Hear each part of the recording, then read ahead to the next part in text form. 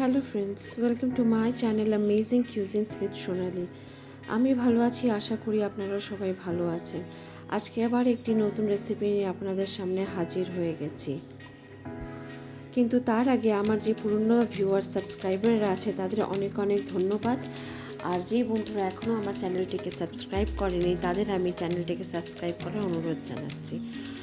আজকে যে রেসিপিটি আমি আপনাদের সাথে শেয়ার করব সেটি হচ্ছে কচুলতি দিয়ে চিংড়ি মাছের একটি রেসিপি। সবার আগে একটি পাত্রের মধ্যে আমি খানিকটা জল গরম করে যে কচুলতিগুলোকে ভালো করে ছুলে পরিষ্কার করে রেখেছি এগুলো গরম জলের মধ্যে দিয়ে দেব। তার সাথে দিয়ে দেব একটু সামান্য নুন, হাফ চামচের মতন দিয়ে প্রায় 2 মিনিটের মতন গরম জলে রাখার পর সেটা গরম জল থেকে বের করে আমি ছেনে একটি পাত্রের মধ্যে জলটাকে ঝরিয়ে নেব। দেখুন অনেকটা নরম হয়ে গেছে। এবার অন্যদিকে খানিকটা প্রায় এখানে 400 মতন চিংড়ি মাছ আছে। আমি চিংড়ি মাছগুলোকে ভালো করে ছাড়িয়ে পরিষ্কার করে নিয়েছি, তাতে হলুদ আর নুন মাখিয়ে নিয়েছি। এবার একটি পাত্রের মধ্যে আমি প্রায় 3-4 চামচের মতন সর্ষের তেল গরম করব। সেই সর্ষের তেলের মধ্যে আমি চিংড়ি মাছগুলোকে হালকা করে ভেজে তুলে নেব। চিংড়ি মাছ খুব ভাজার প্রয়োজন হয় না, তাই আমি এটাকে মিডিয়াম ফ্লেমের উপরে 2 থেকে 3 মিনিট একটু নাড়াচাড়া করে তুলে নিলেই হয়ে যাবে। বেশি ভাজলে চিংড়ি মাছ একটু রাবারের মতন হয়ে যায়।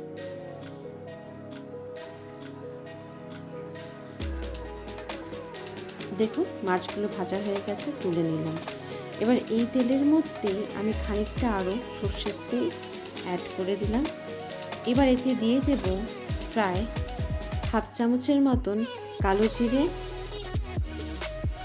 দিয়ে দেবো এতে 2টোর মতন কাঁচা লঙ্কাগুলো আমি চিড়ে নিয়েছি। আর দিয়ে দেবো এখানে প্রায় 1 চামচের মতন চপড গার্লিক। আমি রসুনগুলো একটু কুচিয়ে নিয়েছি। এবার আমি এতে দিয়ে দেব 2টো মিডিয়াম সাইজের পেঁয়াজ, যেটা আমি স্লাইস করে নিয়েছি। ফ্লেমটাকে মিডিয়ামে রেখে এই পেঁয়াজগুলোকে যতক্ষণ না একটু ভাজা হয়ে যাক ব্রাউন কালার ততক্ষণ ভাজবো।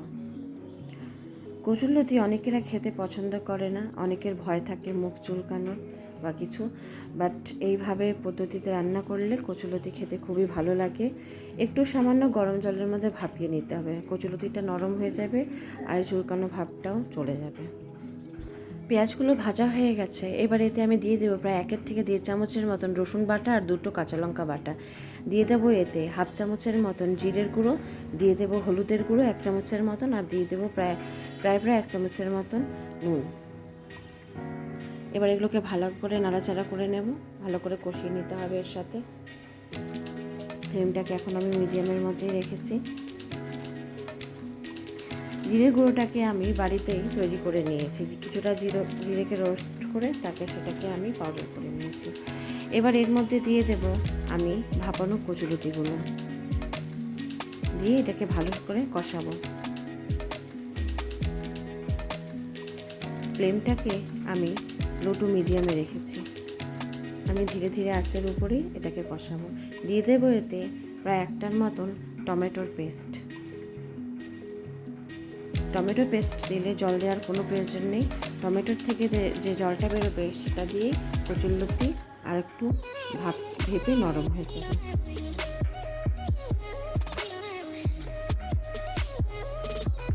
5-7 মিনিটের মতন প্রায় কষাতে হবে এটাকে। এবার একটু ঢাকা দিয়ে দেবো আমি। আলাদা করে জল দেওয়ার কোনো প্রয়োজন নেই, আমি আগেও বলেছি। দেখুন কচুরলতি অনেকটা নরম হয়ে গেছে।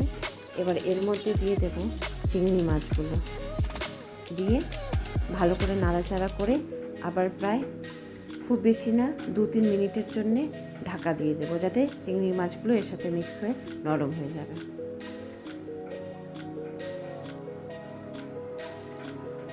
দেখুন হয়ে গেছে রেসিপিটি অলমোস্ট। এবার এতে নামানোর আগে একটু চিনি দিয়ে দিলাম, সামান্য হাফ চামচের মতো। রেসিপিটি একদম তৈরি। এটা আপনার গরম ভাত দিয়ে খেতে খুবই ভালো লাগে। অবশ্যই ট্রাই করে দেখবেন। ভালো লাগলে লাইক করবেন, শেয়ার করবেন, কমেন্ট করবেন, চ্যানেলটিকে সাবস্ক্রাইব করে দেবেন। আর পাশে থাকা বেল বাটনটাকে প্রেস করে দেবেন, তাহলে আমার নিত্য নতুন রেসিপিগুলো আপনাদের সামনে পৌঁছে যাবে। আজকের মতন এতটুকুই। নেক্সট ভিডিওতে আপনাদের সাথে আবার দেখা হবে। ভালো থাকবেন, সুস্থ থাকবেন। নমস্কার।